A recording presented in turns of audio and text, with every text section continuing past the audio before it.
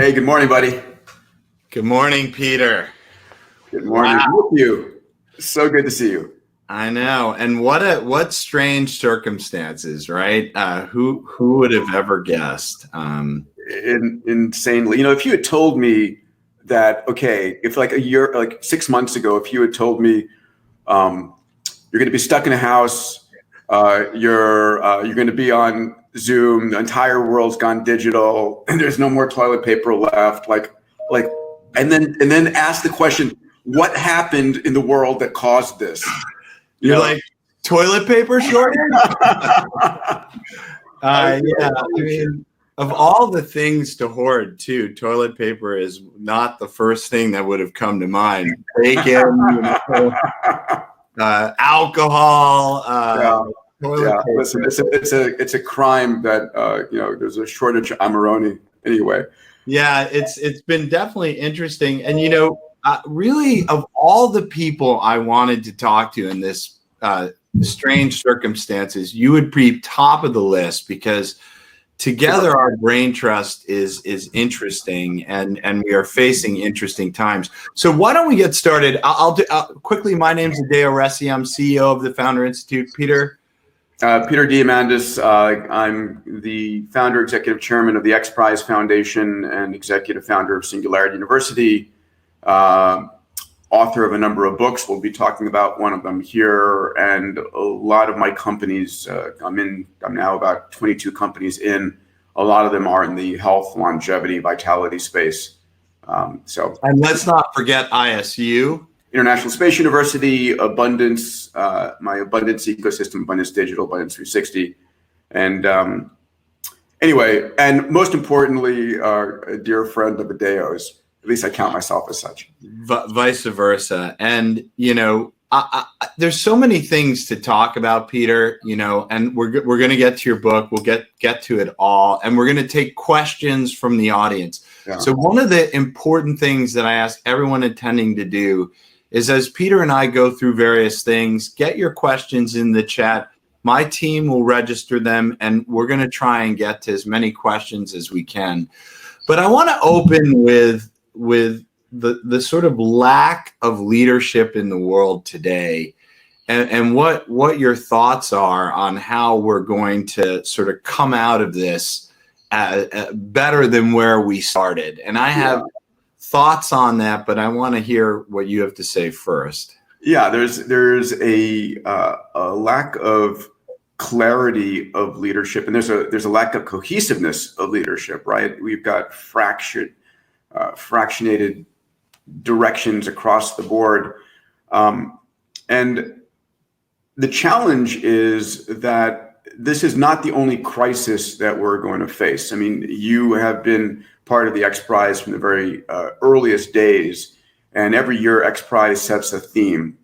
And one of the themes, the theme we picked for this year, 2020, we picked it back in 2019, so has been addressing humanity's existential threats, right? Because no one's talking about the big global issues and the threats that we have with enough clarity to be able to plan for them. It's always, we scream and yell after the horses have escaped the barn door. So there are a number of existential threats, a pandemic being one of the ones. And I went on the record last year saying it's the number one thing that I'm concerned about. There's a great book called Lifespan by David Sinclair, a Harvard Medical School professor focused on longevity. He was talking about that, and I was like, he's absolutely right. So, but there are other existential threats, right? Like we are a sitting duck for an asteroid impact, which could make the pandemic look like a sunny day in California. And there's other elements, other things. But, as advanced as we are, we're not spending anywhere near enough time thinking about taking 0.1% of cognitive and economic resources to plan for those things. Even though they have microscopic probabilities, they have massive existential impact on the planet. So we need to be doing that. And one thing I mentioned to you, and I'll pause there, but we need that kind of thinking at a meta level. I don't think it comes out of government. I think governments are way too... I don't know what to do. and then a wide range in between. Like they can't seem to respond. We've got the it's not really happening, go away. Denial. What pandemic? I don't see no pandemic. So the ability for individuals to stand up, right? We've seen Bill Gates stand up with a voice. I really wish that tech companies place, and I think that. Well, you got Bill versus Elon, right? Yeah. Elon, who sort of falls in the denier category, Mm-hmm. and Bill, who falls in the oh my god, like the sky is falling. Yes. Right.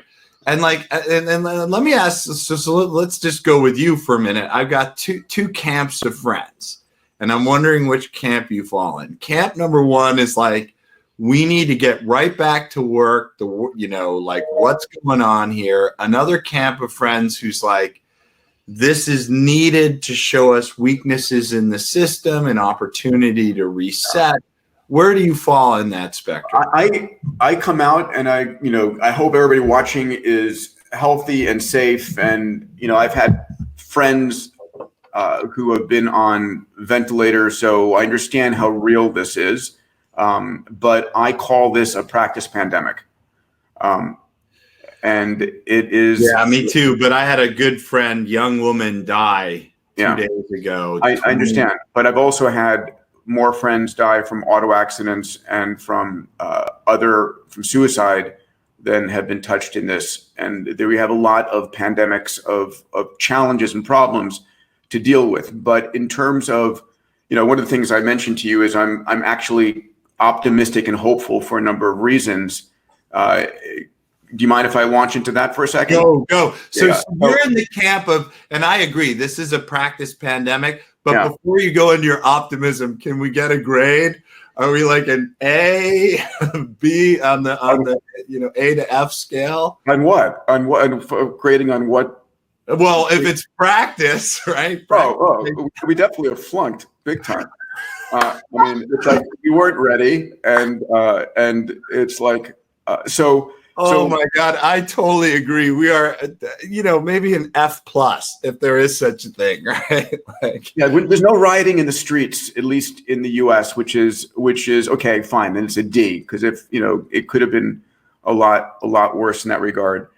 So here's, to everybody watching again, let me just give a sense of why I'm optimistic. First of all, it could have been a lot worse. Let's be very clear. The transmissibility of this virus is high. The asymptomatic phase and the ability for it to spread super high, but the mortality of this virus, its kill ratio, we still don't know it because we still don't know the numbers. We still don't know how many people are actually ill. There's going to be a lot of PhD thesis written about this, and epidemiology is going to become the in thing to be for the next graduate class. But honestly, we don't actually know the mortality rate, and it's likely to be under 1%. It could be 0.5%, and it could be as bad as a really bad flu year. We'll find out what that is. But the mortality rate could have been like Ebola, right? Where a lot of people treat this as a death sentence if they, oh my God, I have it. Okay. Chances are you're going to be fine. We don't know the long-term implications to lung capacity and lung function yet, just to be clear. But it could have been that could be the awful thing that comes out of this, right? Like people who get affected may never recover. And so, we still need to be cautious about that. But it could have been a 30% mortality rate. And so this has exposed our political failings, our economic failings, our healthcare failings. And I sure hope that we're going to learn from it. And I'm running a poll right now in my Abundance Digital community, which is 5 years from now, who is likely to become your in-house healthcare provider? Is it Apple, Amazon, Google, an existing healthcare company, or a startup you never heard of? A startup you never heard of course. Is winning the poll, right? Because I do believe we're going to, right now we don't have healthcare, we have sick care. I talk about that a lot in my book. Yeah. That the two industries that are going to get decimated, crushed, reinvented, destroyed, reborn from the ashes are healthcare. There are only two? No, well, there's lots. But travel, movie theaters, No, healthcare and education are at least the ones I'm like, taking aim at. So ultimately, what I particularly see is healthcare is going to become something which is always on, always monitored, from your Apple Watch or actually my Oura Ring is charging. I have a little embedded sensor here in my hand, but we're going to be monitored all the time, and it's going to be a data focused, data centric. It's not when you're sick you go to the hospital. It's you're being monitored to be kept healthy. Hospitals are ridiculous to be the worst place to be. It's a vector. It is the vector. For those, why don't I go to where the vector is? Yeah. I don't even need to wait for it to come to me. I know what it is. It's so perfect, right? It's like 2/3 of people who go to the hospital because they're sick. They're sent home, except they've been inoculated massively, waiting in the waiting room. It's preposterous. The fact that, and so many people are dying at home right now. But to be fair, I will say, so I'm in a few companies that are rebuilding the medical system, like sort of new urgent care models, and they're so much better. And like I got tested for COVID. I drove up to my urgent care clinic outside. They swabbed me like full gear. It was well done. I was like, this is how you should do it, versus going into a hospital waiting room where you're just basically like counting the seconds until you're like a target. The viruses are like new target opportunity. Boom, boom, boom. Right. So we built a healthcare system to spread the pandemic, pretty much. I don't want to make fun of this too much, because there are individuals who have and I'm not saying anything guilty, or have appendicitis, and they have to go to a healthcare, so that becomes a real challenge for them. But so I'm optimistic. My son is sick right now, and we need to bring him to the doctor, and we're like, we can't bring him to the doctor. Like it's crazy. Yeah.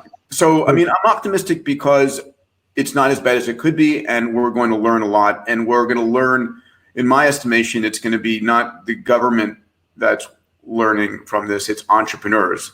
Like everybody watching who's going to learn and say, opportunity there, opportunity there, opportunity there. After the last financial crisis back in 2008, there was this like Darwinian explosion, sort of a Cambrian explosion of new companies coming out of it, like WhatsApp and Venmo and Uber and Airbnb. Even SpaceX really launched post, its Falcon 9 contract from the government that came after 2008. So there's a lot of opportunity. I'll use an analogy that. So wait, can I quickly? Yeah. Can we I'm getting the big. Let's talk about the future, right? So what are some of these things that are going to change? So in my book, your new book. My new book, it's The Future is Faster Than You Think. I look at every single industry and I paint what's going to happen over the next 10 years in energy, transportation, retail, entertainment, education, healthcare, finance, insurance, every single industry. And the clarity is every single industry is going to be massively transformed. There's no industry that's not going to look any different. And by the way, the book came out in January, and the pandemic is just accelerating everything. That's what I was about to ask. So you're thinking that the change in society is probably accelerated by the pandemic, not even, it's not like doing something different. It's not slow down, it's accelerated, because a lot of what was happening anyway was you're digitizing everything. I talk about the 6 Ds, that whatever you digitize enters a period of slow, deceptive growth. Like the first Kodak digital camera was 0.01 megapixels. Next year is 0.02, 0.04, 0.08. All look like zeros, very deceptive. And then 30 doublings later, it's 1 billion times better, and it killed the film business, right? So it goes digital, deceptive, disruptive, and then you demonetize, you dematerialize, demonetize, and democratize. So the digital camera, which is on every one of these things, there it is, You know, it's dematerialized. It dematerialized film and the actual camera. It's gone. It's now bits on your phone. Well, people are shooting movies on these things. Amazing. So, and it's demonetized because it's effectively free, and it's democratized because now everyone can have a, amazing film quality camera in the palm of their hands. And so as entrepreneurs, we need to be looking at how do we digitize things that aren't digitized, and then dematerialize, demonetize, and democratize them, because that's where everything is going. And so I'm always looking for stuff that I could dematerialize. And because so I get what you're saying, but like, let's practicalize that for people. So if you want to what would you say you want to dematerialize right now? Yeah. So I have my big event of the year. It's called Abundance 360. I have 360 CEOs. We squeeze in 400 who pay $15,000 for that. And I ended up digitizing the entire thing, right? It's now abundance.digital, and people go there, and it's like I'm mentoring entrepreneurs. You have an offer for people on that, right? So we earlier this month, we basically opened it up for 30 days for free. So if you go to abundance.digital, you can get, and there's 300 hours of mentorship and content about exponential technologies and teachings by myself and Ray Kurzweil and all of our top faculty from Singularity.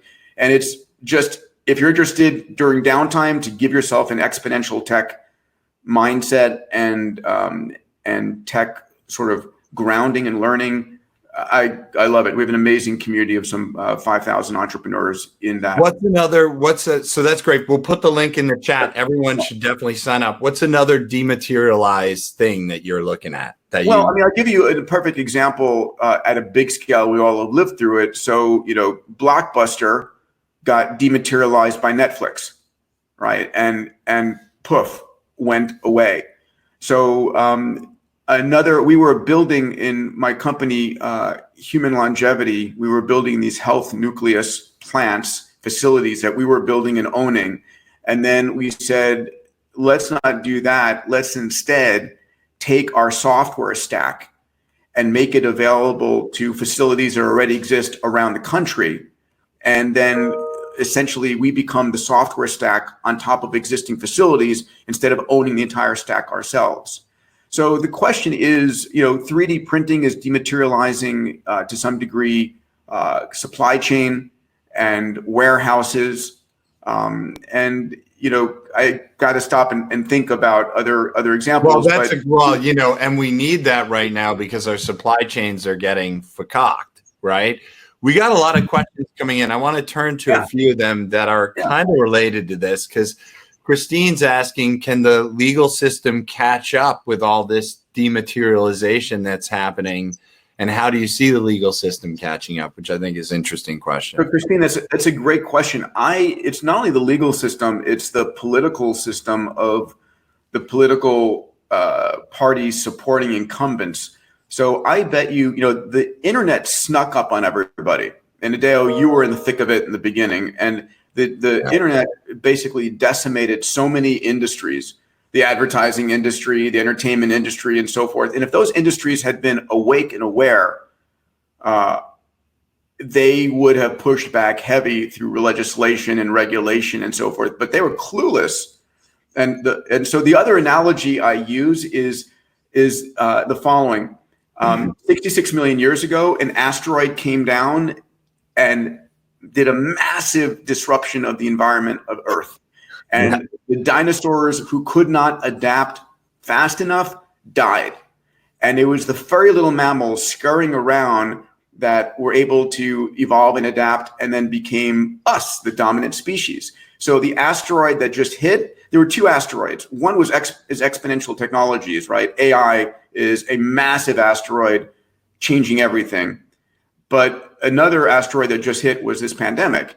And a lot of the large companies that are not able to change fast enough are going to die. We're going to see 20%. Can I ask a question? I think they needed to die. Of course, they have to die. Absolutely. And in fact, companies need to kill a lot of their divisions and products that we're just lumbering along. This is a great excuse for either entrepreneurs to kill that company that you really don't care about anymore, but you sort of feel obligated to keep going on. And we've both been there, right? Honestly, yes. And it's like, okay, kind of put this out of its misery and refocus your time and energy on stuff that's exciting for you in digital. So for the Founder Institute, like we've known we've needed to do more virtual stuff. Yeah. And like, but the real world stuff is going great. And so this has just been like more virtual, right? And like it needed to happen. So, you know, there's great questions and there's a lot of industry questions. There's a bunch of industry questions around travel. Yeah. Emil was asking one, when can we expect travel and tourism to return? Yeah. You know, speaking of things that are resetting and needing, this is interesting, right? Travel is going to be a real challenge. Yeah. And a lot of my business is around people traveling to me and my events. Yeah. But, you know, so here's the question, right? So in the airline industry, are you going to feel comfortable packed in cattle class? Right. Now, here's something, right? Emirates Airlines has set up PCR training with a 15-minute turnaround. So you get swabbed as you get on an airplane to find out whether or not you're actively shedding virus. Have you seen what they're doing in China to go to Beijing? I haven't seen what they're doing. No, you should watch the videos. If you want to go to Beijing, it's so you can't imagine. You go, they swab you and they quarantine you when you get off the plane. And they actually, so on the plane, off the plane, people are wearing hazmat suits. It's like super locked down. Yeah. It's on the off chance that you pick it up on the plane flight, they quarantine you, which for how long check you going on the plane, you know. Yeah. How long do they quarantine you after the flight, do you know? I forget, but it's not very long. It's like a couple hours at the airport where they do a couple checks to see. Yeah. And then I think you might need to be quarantined in Beijing proper. But yeah, so here's what's going on the travel industry. We're gonna start to see a lot more private travel, a lot more private jet services. I have a friend of mine who's building a jet service based upon the Cirrus jet. Which is super low cost, local jets. And so there's going to be an interesting top up on that. The other thing is going to be a lot of virtual travel. So we have 5G coming online and Starlink coming online just in time, right? There's going to be a new version of Wi-Fi in the next couple of years with a 5G like experience so that we all have it. And I think we're going to see a lot of VR. There are new headsets coming out from every player. They were supposed to come out by the end of this year for Christmas. They'll probably be delayed a little bit, but where we have foveated rendering, where the set knows where you're looking, it sees your mouth expressions as well, and it can give you probably on the order of 2K per eye instead of 1K per eye, so 4K total. And wow! And then heading towards, I think one of my friends, Tony Robbins, just installed this massive that's like big like him. Right, like it's I think it's like 16 foot across diagonal television. But I mean, you can truly go to Rome, go to Greece. You can go kind of vacation. By the way, sheltering in place has been an interesting kind of vacation. I've never had more energy and gotten better sleep and more workouts than I have now. A lot of it is mindset. I'm meditating more than I ever have. I hope you are too, but travel is going to be interesting. Well, I mean, let me ask another thing. I mean, we've got both the industry, the airlines, and I agree with you. Like we kind of went nuts. We would travel across the world for a 1 hour meeting. That's just not. Yeah, I mean, I fly into Dubai, have the meeting, and fly out. Insane. A lot of expectations are going to change to go to let's meet virtually. There's got to be. I hope a lot of the entrepreneurs watching are working on the next level virtual meeting experience, right? Because it's what we have is okay. We're on V1. We're but super high resolution, so you feel there and are there. The convergence of VR, AR, 5G, haptic suits, all of that, that's all being accelerated, and it's going to transform where we live, where we work, how we experience things. People for the longest time have been saying, hey, we went from props to jets, we went to supersonic a little bit, we've never really changed there. But we're going to now digitize the travel and be there in virtual. It's going to be setting new expectations. Yeah, I mean, and then there's the border issues, right? I mean, I'm interested. So, like, you're optimistic and I'm optimistic too. But one area that I get a little nervous about is because you talk about migrations in the book, right? Yeah. And you say that one of the big innovation forces is migrations. Yet what we're seeing as a result of this pandemic is the closing of borders, and the kind of countries that have beat the pandemic, the countries that might not beat it, maybe you could just talk about that and tie it in. So there are, from my mindset, there are a number of great migrations that are going to be happening over the next. So the book focuses on a 10-year horizon, but the last part 3 of the book looks at about a 50-year horizon. I look at the great migrations that are occurring. So one of the great migrations is from the physical world into the virtual world. And so that migration is independent of physical borders, but we're going to spend a lot more time in the virtual world. And I think we're going to end up joining virtual communities. Imagine Second Life on steroids, where I spend a lot of my time in the real world, but I'm a citizen of the Founder Institute world, because the people there, when I'm there, are my best friends. Their mindset is exactly what I want. And so I spend hours of my day in that virtual world. And maybe it's through a digital avatar, but I have superpowers and I'm my best, truest self in that world versus the physical world. So that migration into the virtual world is going to be happening this decade, even more into the next decade. Another migration I talk about is the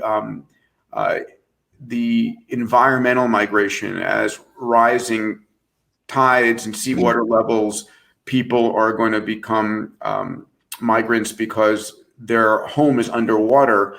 And so that's going to be forced, and that's going to bring a lot of political unrest, especially if we have any of this stuff still going on with the SARS-CoV-2 virus.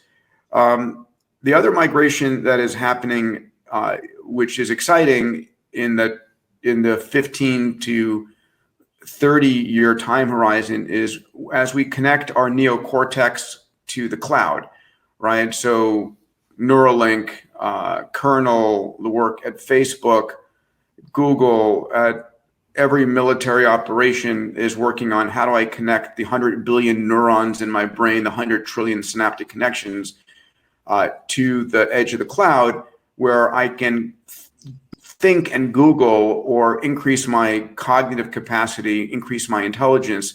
I mean, that work is going on. Ray Kurzweil, who's my co-founder of Singularity University, predicts that will occur circa 2033, 34, 35, that will have reliable high bandwidth from our neocortex to the cloud.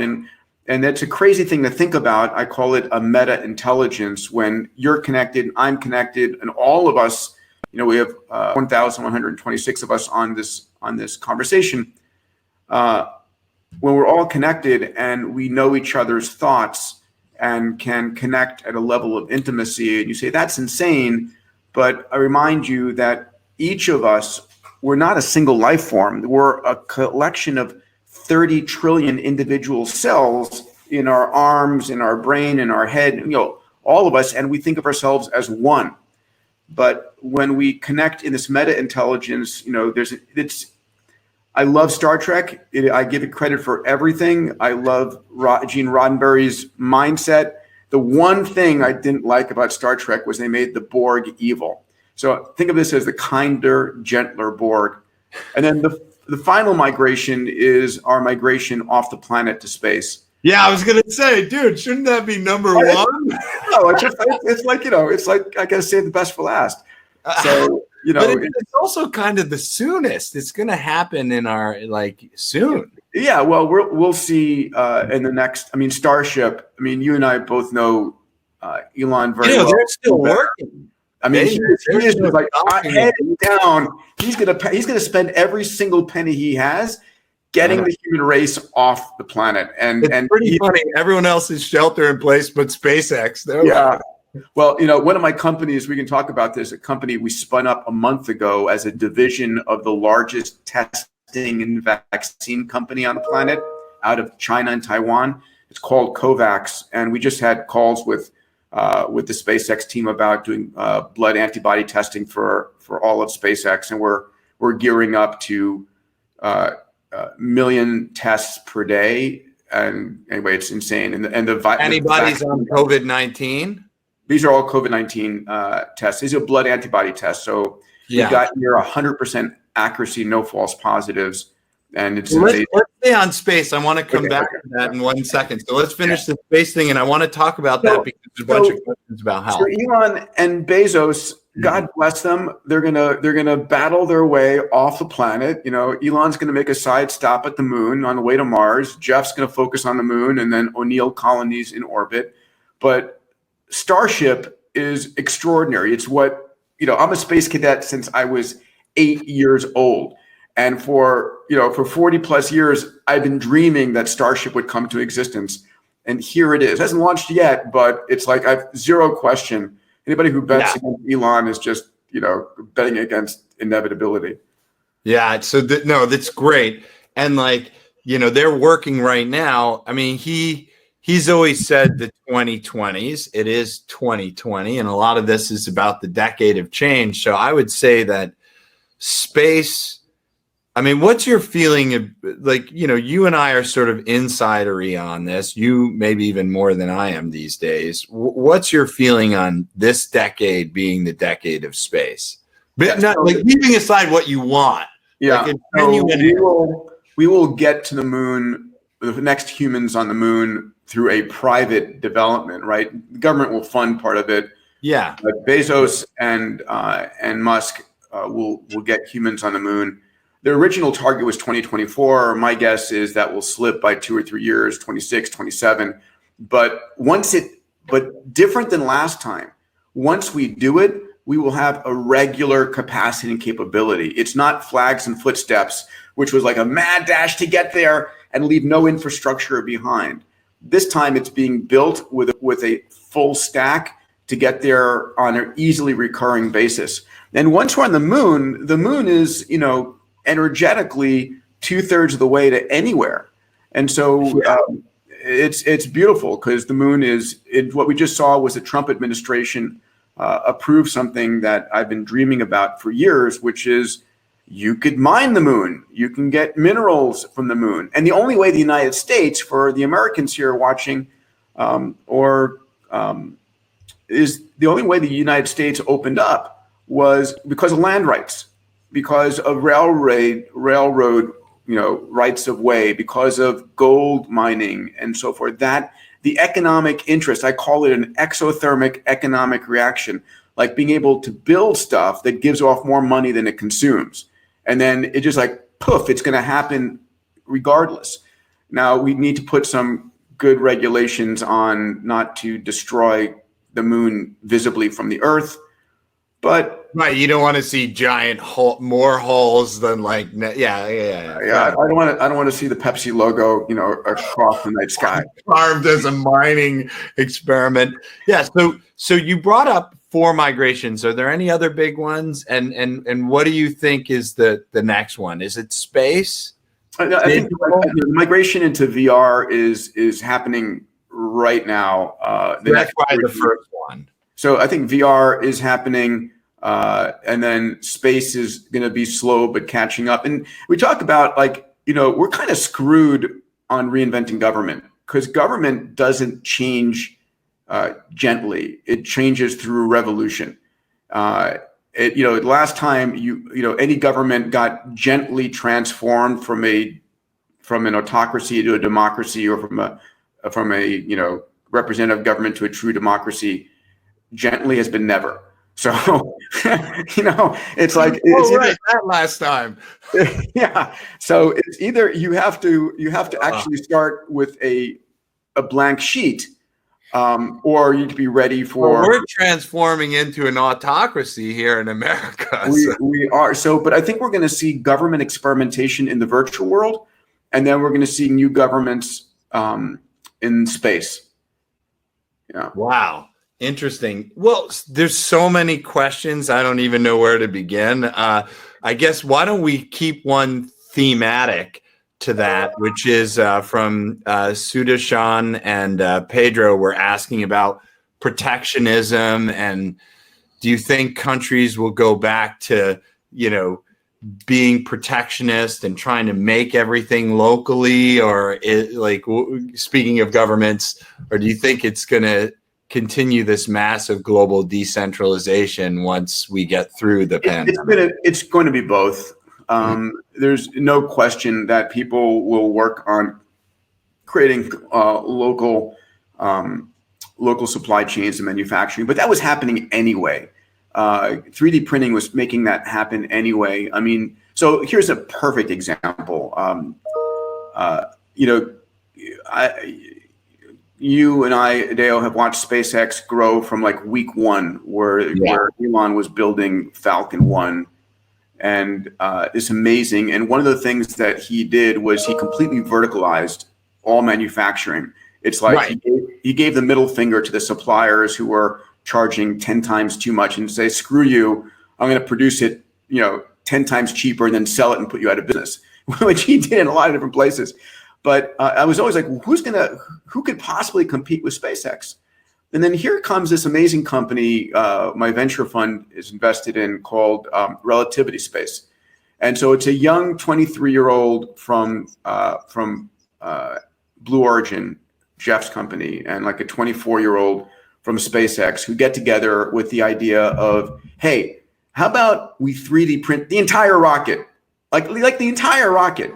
And they cold email Mark Cuban on the idea, and he puts in $500,000, and the thing gets started. Well, it raised its last round at a 500 million plus valuation, and they have built the world's largest 3D printers. And these 3D printers are 3D printing 105-foot tall, 30-meter tall rocket. 95% of the entire rocket is 3D printed. And what's crazy is that these 3D printers, when they're not, printing rockets, can print a jet engine or an airplane wing, or can change the design of the 3D printed rocket from 2 meters diameter to 2.1 meters diameter without changing any tooling. Their launch is next year if they stay on schedule, given everything that's going on. But what they built is a virtualized factory. They call it the Stargate. And so you could put a Stargate factory in the middle of downtown Detroit or Nairobi or Abu Dhabi and print rockets. It's like insane. It's a great idea. I mean, that's where the future's going. I see a lot, and basically, to be blunt, if you look at the SpaceX rocket, it's 3D printed as well. It's just every piece of it is essentially 3D printed. There's questions about healthcare, and you brought up the COVID testing. Yeah. So I'm involved in 2 companies that I'm a co-founder of that are in this space. One is a company we just spun out called Covax. It's COVAX.com, and you can go and check it out. The parent company, UBI, is based out of Taiwan and China. They're the largest manufacturer of vaccines on the planet. They vaccinate 5 billion pigs. And they also developed the first antibody test for SARS back, was it, 17 years ago. And we took all of the coronavirus assets and put it into a U.S. company. And so it's doing blood antibody testing. So you have to take a vial of blood in a serum separation tube, spin it down, and then it's tested on an ELISA machine. And we have near 100% accuracy, no false positive, and like almost no false negatives. And we're talking to some of the largest governments and companies on the planet about spinning up millions and millions of tests for them to be able to do continuous testing in this regard. Is the antibodies a way back to work for people? What do you think the likelihood of it being? Yeah, this virus. Science is mixed on whether you have the antibodies, you can get the virus again. What's your view? Yeah, so it's still early days. Yeah. This virus is behaving differently than other viruses. So people who have recovered don't have a high antibody titer yet, and it's we'll find out why and how do you supplement it. So it might be that even people who have recovered will get vaccinated. So the other side of this company, COVAX, is it has a vaccine platform that uses peptides. We don't use a virus, a dead virus, or any virus in the making of the vaccines. This platform has been in humans before, and it's completely safe. And we have developed 16 different vaccines. We are picking our top 3 or 4 to go into humans with, hopefully in the next 45 days. When you say 16 vaccines for COVID, for the what's called the SARS-CoV-2 virus. Yeah. And we are looking to build the ability to manufacture a billion vaccines a year. So there are a lot of questions about this in the chat. Let me, and sorry if I'm not stating names. I'm sort of bundling questions in so we can get through a bunch of them. But let me just go with the 16 different vaccines. People are asking how do we get out of this? But how do you 16 vaccines? So what happens is there are lots of different places on the virus or on the antigens expressed by the virus on the surface of cells that you can target antibodies towards. Right. So it's like having a virus that you're try to block you're gonna shoot like a paint gun and hit different spots, and then each of those different spots is a different antibody that you're in a different epitope, a different 3-dimensional structure that you're going to target a vaccine towards to block the virus and block. And so there's lots of different places you can create a vaccine to target. And so you're optimistic that the vaccine will eventually work? Yeah. So we have high confidence that that there'll be multiple vaccines, and so that even if the virus mutates, we will still have active vaccines, and we can iterate very quickly. So this platform that COVAX has is uniquely suited for that. I'm just super excited about it. It's not traditional, and we generate in Asia, we vaccinate 600 million pigs every year, and the price per vaccine is under $1, right? Wow. So it's super cheap because of the mechanism by which it's made. So I'm just, I'm a founding director. I help them capitalize the company and put it together. But anyway, I'm just super pumped about it. I hear you, and that's good. I want to go into some other questions now, turning away from COVID. There are questions about for example, health in general. Is the healthcare system is strongly regulated back to the government side, especially in conservative countries? How does one tackle the industry if you want to digitalize it and bring it into the future? You do it the same way Google tackled and transformed the library, and the way Amazon tackled and transformed the post office. You don't ask permission. You offer something that's just 10 times better and 10 times cheaper, and people stop using the alternative. Right? That's basically it. It's like if all of a sudden, and then regulators say, we're going to regulate against that, maybe for a little bit, but if it's 10 times cheaper and 10 times better, you're going to be out of office as a regulator. And if you do it for free, and then how are you going to regulate something for free? Well, that's what we did with space, right? Yeah. In the XPrize. We're like, they had these antiquated, broken things, and we just started making better, cheaper, faster, private things, and they had to let it go. And so that's ultimately the way you do this. It's like if Amazon Health and Google Health and XYZ Health is in your home, on your body, giving you advice, giving you, a dashboard for your health. The phrase I use is making you the CEO of your own health, right? Enabling you to know what's going on, what foods are best, what exercise is best, what you're doing, and so forth. You're going to do it, and it's just going to be amazing, but you're not going to be asking for permission from regulators to do it. And if they try and shut you down, you're going to have a lot of people screaming. Like Uber. Let's go. I want to stay on industries because there's a lot of questions on industries, like Felipe asking about the retail industry. What will be the future of shopping malls?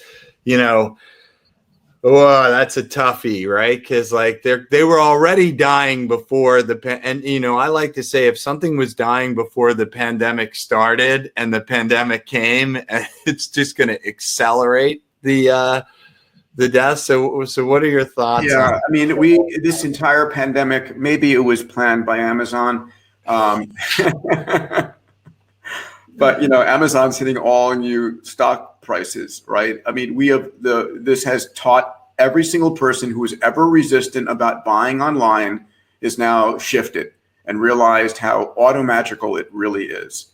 And so being able to go back, the single thing that we all have in common is 24 hours in a day, 7 days in a week, 365 days in a year.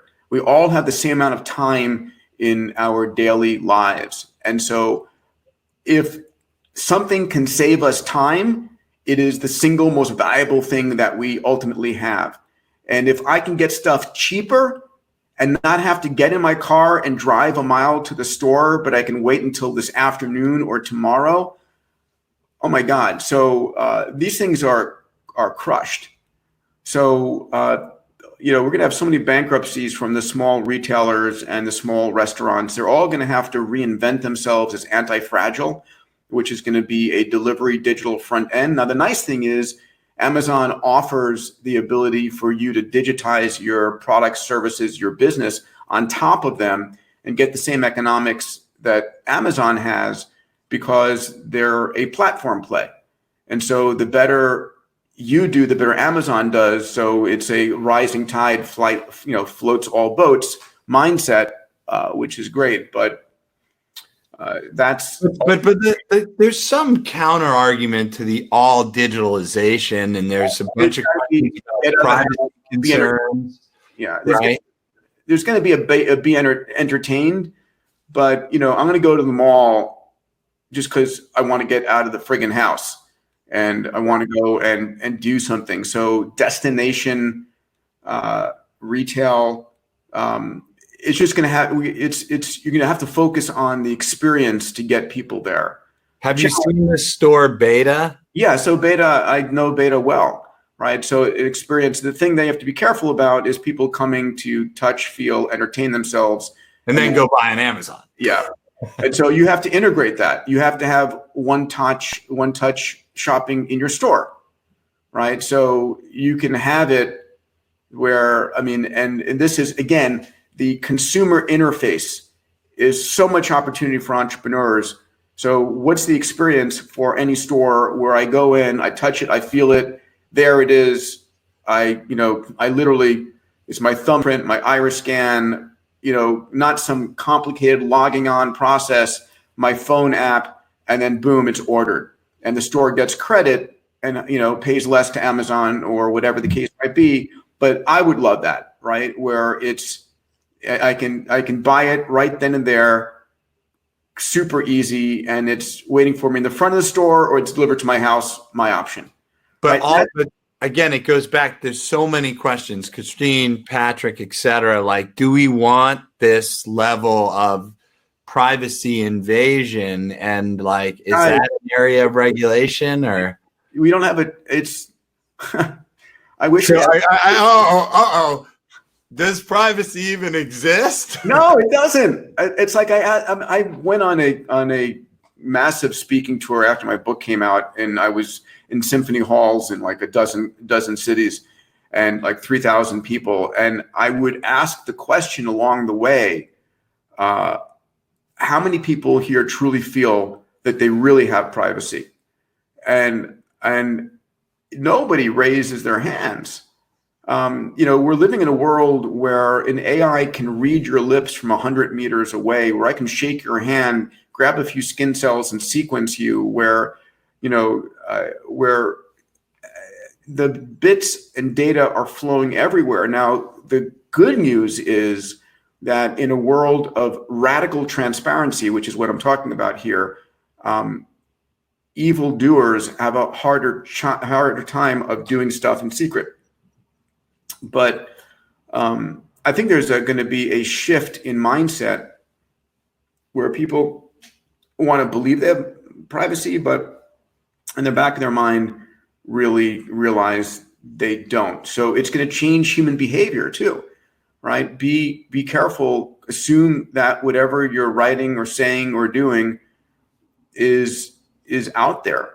I mean, if Jeff Bezos, the richest man on the planet, can't get privacy, I mean, honestly, do you think, you and I can? Well, right. And so let's go to another industry that's being asked about, like blockchain. And,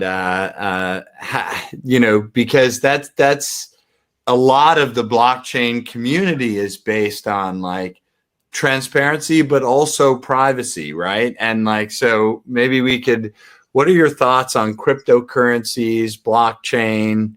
Wow. Remember when it was like a frothy frenzy 2 years ago? Yeah, now it's sort of, yeah, exactly. I don't even know where my cryptocurrency wallet is these days. Well, not doing well. Compared to a couple of years ago, that is. So here's the challenge. I still believe that that blockchain is an important and exciting technology. I'm not seeing any vibrant use cases yet. I would agree with you, but I'm seeing like, so, this begs the question. I mean, currency is the means by which all things happen in the world, and there's no fiat currency innovation outside of blockchain today. Yeah. And in fact, the fiat currency industry shut blockchain down, and I think that was a big mistake. You'd almost want that innovation, because I don't see how we're going to get out of a multi-trillion dollars worth of debt. The printing presses are working overtime. I mean, it's like, I don't have much to say about blockchain and cryptocurrencies right now, other than I would love to see other than Bitcoin, I'd love to see a simple use case, and they may well be out there. I just haven't been focusing there, for custody, a chain of custody on products and so forth. Yeah. I think that there is one important use case, which is as we go into the virtual world and spend much more time in the virtual world, the ability to have something in the real world that I can transport into and out of the virtual world that has a unique blockchain identifier. So in the virtual world, if Coca-Cola hands out 1 million digital ownership certificates, right, of a 1 million Cokes, that I can't replicate that, but I can take my virtual Coke in my wallet and turn it in for a real Coke at the store, right? So there's going to be that important use case, which a friend of mine, Eric Poulier, has been developing with a company called Vatomic, like virtual atoms.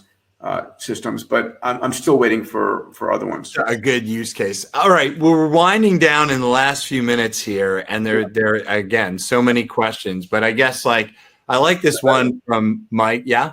Yeah, I was gonna. No, go ahead. So what would you say would be one of the most significant and lasting changes that results from all this crisis and scenarios that we're in today? A lot less in-person meetings and a lot more digitization of our ecosystem, which was going on anyway. It's just being accelerated. So a lot better software for digital health, for digital education, an acceleration of AI into everything, and just a series of expectations. One interesting thing is today for half an hour on Zoom, and it's the spirits are great. Everybody's super productive, super pumped, and the saying, let's get back to work. Guess what? We are at work. This is the new work. Yeah. So, but there was a bunch of questions of mental health that we didn't get to. It's also been trying for people. So we're this. You guys are all a community of entrepreneurs. Here's the deal: when you are seeing a problem, think opportunity. Write down every issue you're hearing about, every problem you're hearing about, and figure out a product or service to solve it, because we're exposing a massive amount of entrepreneurial opportunities that are coming out of this. And so, yeah, mental health is great. How do we stay in touch? I've been cognating, that's even a word, ideas on this. So, yeah, for sure. Is there some big problem right now that you're facing that you would love? You got a few hundred entrepreneurs on the line right now. Yeah. If you were to give, it could even be multiple. What are some things that you're facing you wish someone would solve? I need to completely and totally reinvent my annual conferences for Abundance 360, for Singularity University, and people are paying everything sucks. 15 of value, where the event is much better digitally than in person, right? And one of the things I've been working on, I told you about, is I've been reinventing how I get my news, and I ended up creating a platform called futureloop.com, and it's a machine learning and neural net that goes and scans the world's news, looking for positive semantic exponential technologies about industries. And so, and then we have a prediction engine for predicting the future, because we have a large population of highly educated people and doing Delphi polls, and it's incredible. But if you check out futureloop.com, that was an interesting thing. We ended up focusing it on COVID-19. So every day I get a news feed of all of the AI data-centric solutions, the CRISPR, the gene therapy solutions, the AI, all the exponentials, and how they're solving the COVID-19 pandemic. And they're positive focused now. It's all positive semantics, where these three exponentials are coming together and doing this. This is the first time the human race has ever had a singular enemy. And somewhere between 100 million and 200 million scientists, engineers, physicians, nurses, technologists are all focusing on solving this problem, and we are going to crush it. Yeah, I think it's beautiful, and it's probably the first time in human history that the planet of humans has all been affected in such a short period of time. Yeah. Right, and that's because usually it takes a long time for things to spread. Here, I've been praying for an alien invasion for a long time to focus the planet. I guess this is a sort of an alien invasion. Hopefully it's maybe the one that brings us all together and does wonderful things. So even though I can't see you, I'm giving you a virtual hug, my friend. This was lovely. Thank you for taking the time to speak with this community. We will share it broadly. Thank you. I love you and miss you. All right. Take care. Stay safe. Stay healthy. Thanks, buddy.